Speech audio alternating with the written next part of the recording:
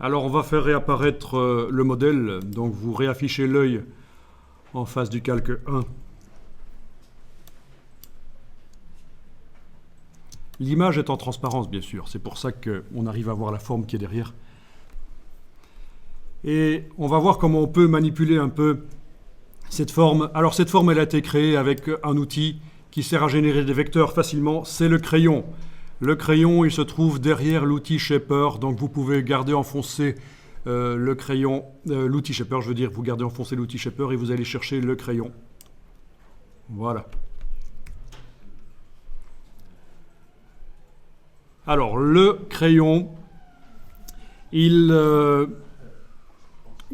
permet de créer des formes en les dessinant, mais aussi de modifier des formes existantes. Mais pour pouvoir les modifier, il faut qu'elles soient sélectionnées, la forme. Donc, à mon avis, le problème, c'est que vous n'avez pas une palette des outils complète. Donc, essayez déjà ceci. Dans le bas de la palette des outils, vous cliquez sur les 3 points.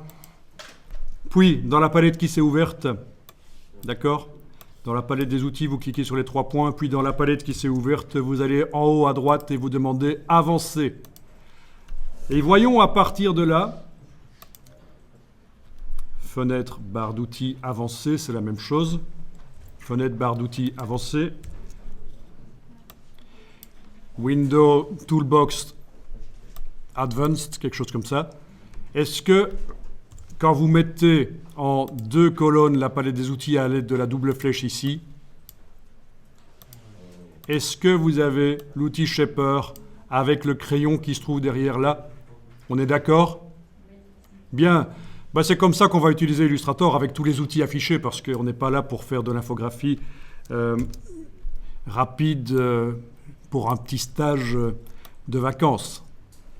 Donc, on affiche tous les outils, même si ça fait peur.